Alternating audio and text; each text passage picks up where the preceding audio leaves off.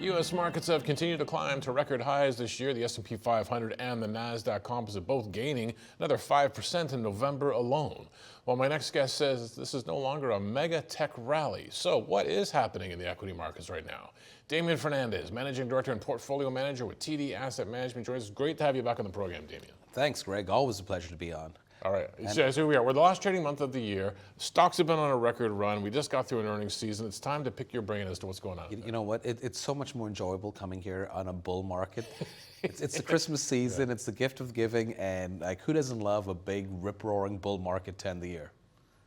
And then, so let's talk about what got us here. What is going on, and well, maybe we can dig into earnings too. I mean, we're past the bulk of it in the States. Sure, Did it show you something to justify what we're seeing in the market? Yeah, so if I split that into two things, what got us here? What got us here is actually a pretty favorable backdrop. I know that might seem difficult just because it seems so volatile politically, geopolitically, macro, but when you look at the fundamentals that drive stocks, right? Earnings for 2024 are going to be up about 10%. We just had, we had a pretty good earnings quarter. Last year, inflation was still running hot. Central banks had started easing, but as we've progressed through this year, inflation has fallen.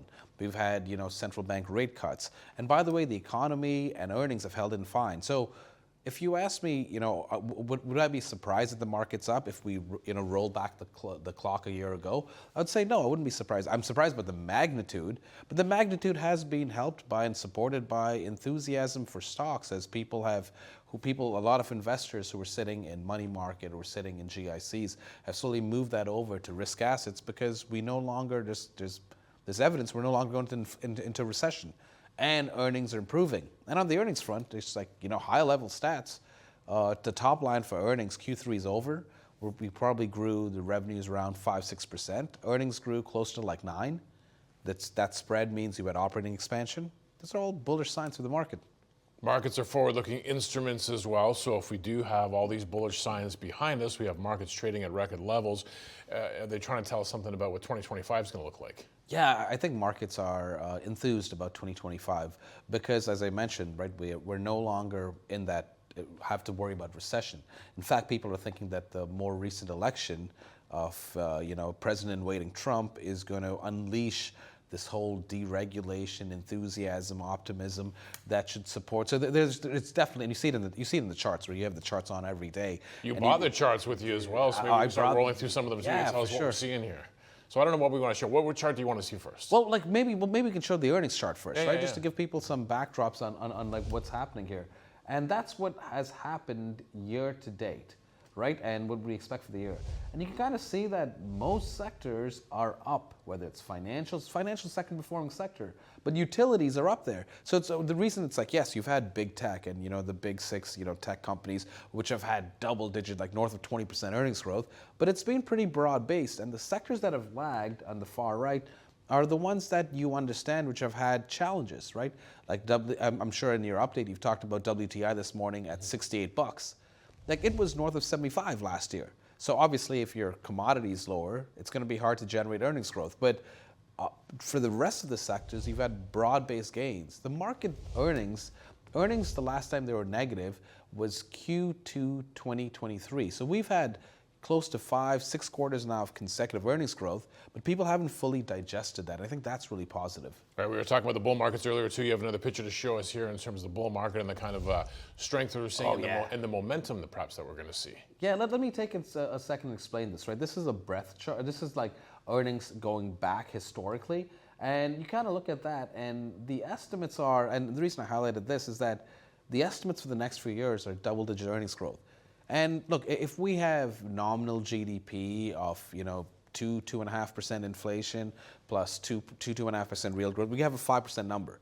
We know the equity market grows faster than the economy. It's a levered play on the economy, both on the upside and the downside. So if we have positive GDP growth for the next few years, we could see the top line for these S&P 500 companies growing high single digits.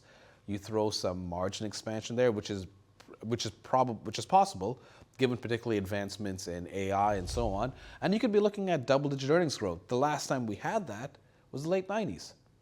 And look, I'm not expecting that we're going to have that degree of outperformance as we saw, but there's precedent for us having a few years of decent earnings growth that should be supportive of markets. Now, am I saying that the market's going to be like this year was outstanding, and that isn't hyperbole? Like, it was an outstanding year. Am I expecting the same magnitude of returns? No, but I think the direction is still positive till interrupted.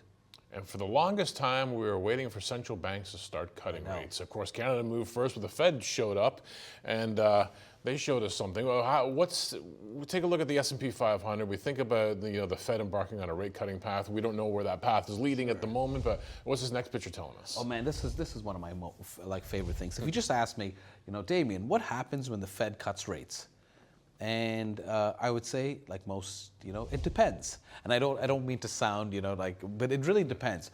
Why are they cutting rates? Are they cutting rates because the economy has tiptoed into recession and now you need rate cuts to stimulate activity? Or are they cutting rates because the level of rates is too high and inflation's moving in the right direction and now we're just recalibrating our rates to a level that's supportive? The reason I'm telling you that is that because you see three lines, right? If you ask me, Damien, tell me what are the returns when the Fed cuts rates, I would say, on average, they're 8%. But as I said, it depends.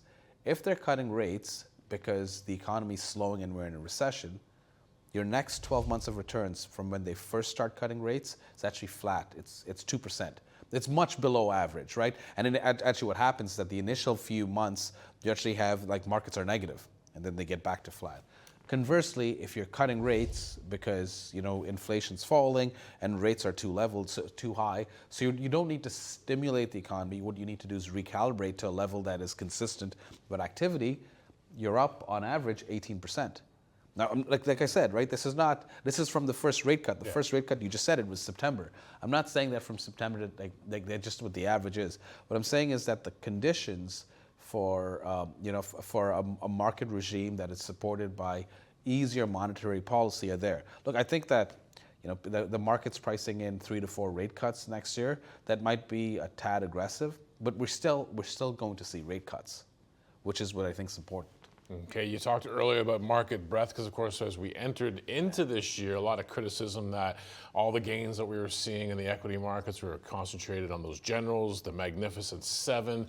What are we thinking now in terms of who's taking the baton? Yeah, so 2023 was a positive year in markets, and it was characterized what I call bad breath. So you kind of see that there in that circle, which are highlighted in blue, just large cap dominance. What's that showing you? So this is showing you the advanced decline line for the New York Stock Exchange. The number of stocks making new highs, less the number of stocks making new lows. So in 2023, when the market was up, the advanced decline line was going sideways, meaning breadth wasn't improving. The market was being lifted up by what you just talked about, these large caps. Look, there are lots of stocks that were going up. It's just that these large cap stocks that had such a big weight in the index, they were pulling up returns. That kind of changed in Q4 last year. And you see that in the chart, right? You see that the median stock now starts making new highs. So it's no longer these generals, this Mag 7. It's the median stock. And I find this quite, quite instructive. Everyone is still so preoccupied with the Mag 7. What were NVIDIA's earnings? What's the outlook for AI? How much is Microsoft spending on CapEx? Or what's Amazon doing next? And in fact, these stocks aren't like Amazon out of those 3 stocks, right? Amazon and NVIDIA making new highs, but Microsoft is 11% off the highs it made in June, right? Tesla got a bump, got a charged bump from Elon's association. But generally, the Mag 7 aren't the talk of the town anymore.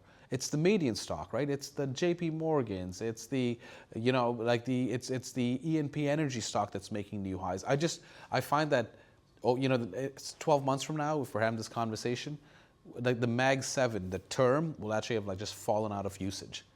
We'll be talking about something else.